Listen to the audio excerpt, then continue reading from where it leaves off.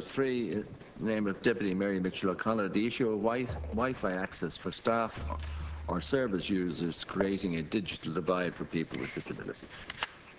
Deputy. Thank you. Mitchell O'Connor, you have 4 minutes, Deputy. Thank you. Today is International Day of Persons with Disabilities. And Can Corla, I thank you for the opportunity to raise this important issue of Wi-Fi access for staff or service users, which creates a digital divide for people with disabilities.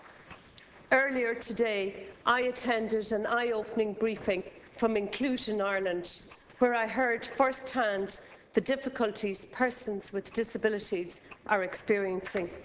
To quote one speaker, Mr. Adrian Noonan, "People must look at their ability, not their disability."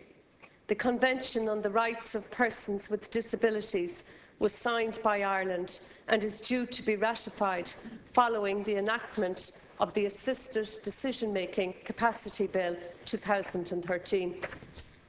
I welcome the Government's approach to ensure that this key reform will be in place shortly. However, listening to different persons with disabilities today, I fear that we are still not actually listening to the voices and the needs of people with disabilities. Persons with disabilities have a vote, but many still do not feel equal. They want to be included, not excluded. They want to have more input into decisions. And to quote Sam O'Connor today, they want talk to us, not about us. Number one, we must ensure that the upcoming capacity bill is written in a language that people can understand and contribute to. Simple English should be a prerequisite for the bill, not language that is difficult to understand. Number two, we must ensure that the service we provide fits the person and not that the person must fit the service. Let me elaborate this point. One particular person with a disability explained firsthand to me today how they attend a particular learning centre where they are unable to access Wi-Fi. This year's UN International Day theme is Break Barriers, Open Doors for an Inclusive Society and Development for All. I would therefore like to ask the Ministers how they plan to break such barriers and create an inclusive society when several service providers and users are still unable to access Wi-Fi. Does this not instead reinforce a digital divide and barrier for people with disabilities? The Internet is an invaluable education tool, providing an enormous amount of education information and a great source of reference for educators and students. Some staff and the majority of service users are currently unable to access Wi-Fi and beneficial interactive learning and teaching tools.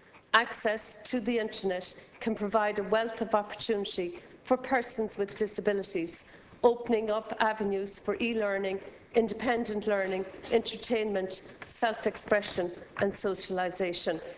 In terms of self-expression, the Internet also affords an opportunity for people with disabilities to present themselves outside of their disability.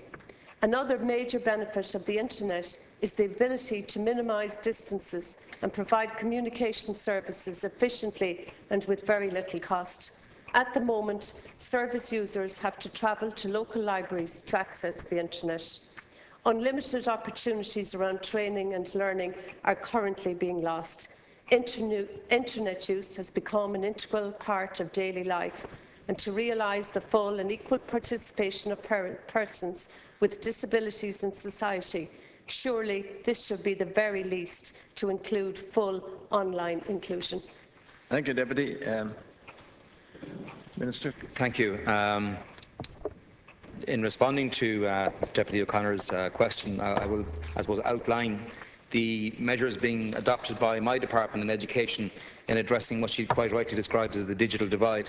I think it's also be important to note the very important work being done by Minister Rabbitte in rolling out the National Digital Strategy, and a very serious ambition on his part to provide a minimum of 30 meg broadband connection to every community in this country. something that I applaud and something that I am confident will become a reality in the lifetime of this government. The ICT in Schools programme supports the integration of ICT in teaching and learning in both primary and post-primary schools, and centres for adults with intellectual or other disabilities do not fall immediately within the remit of the Department of Education and Skills. However, wireless networks have the potential to deliver educational benefits to support teaching and learning in a number of ways in our schools. It can help to facilitate classroom situations which are more supportive of a student-centred active learning model. Facilitated by the 100 meg fast broadband programme for post-primary schools, there is now a significant shift in terms of ICT, where computing devices being introduced by schools for learning are increasingly mobile, they're increasingly wireless, and they're not fixed or desktop computers. In actual fact, at the launch of the consultation phase of my department's digital education strategy yesterday, we had a number of excellent examples outlined by school principals where wireless technology is playing a very major role in the provision of learning in our schools across the country. In October of 2012, a working group on wireless ICT in post-primary schools was set up in my department with the remit to develop a guidance document for wireless ICT systems in new schools, and its priority was to focus on post-primary schools initially and then primary schools to include special schools. The remit further expanded to developing a more comprehensive guidance document with enhanced guidance for all schools. The guidance document provides advice and direction regarding wireless networks in post-primary schools across all of Ireland, to include infrastructure, design, procurement, management, technical support and pedagogical guidance on wireless systems. The target audience includes school principals and management, ICT coordinating teachers, boards of management, design teams and other parties who are involved in the planning, provision and support of wireless in schools.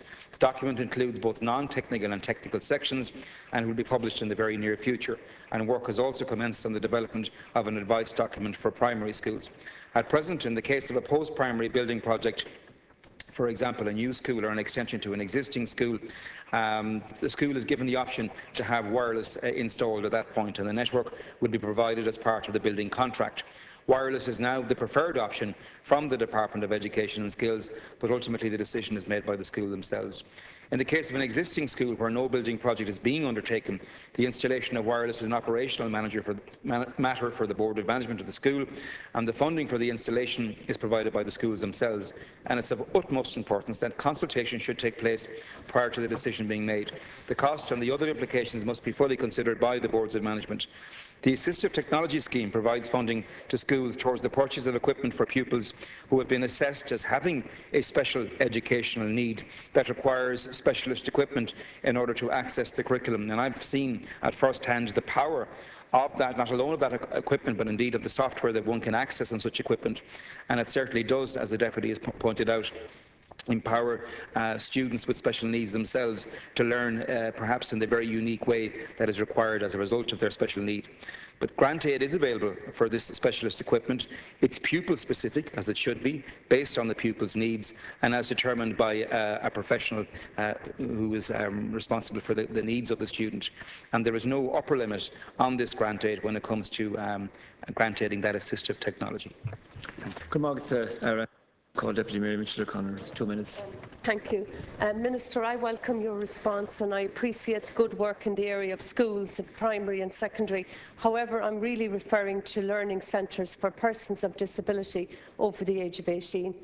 And given the ongoing revelations about the generous remuneration and top-up payments of senior managers, some of whom are working with services for people with disabilities, I would like to be assured that monies are being allocated to those that need it most in these learning centres.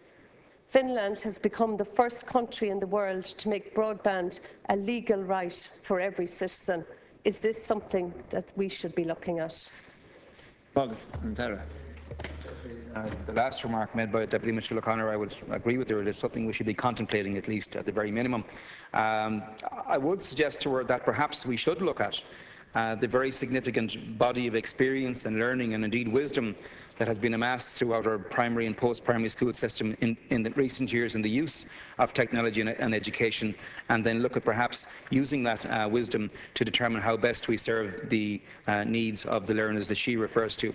I would certainly be more than open to discussing it with her in the future and perhaps engaging with my colleagues in health and how we can make that happen.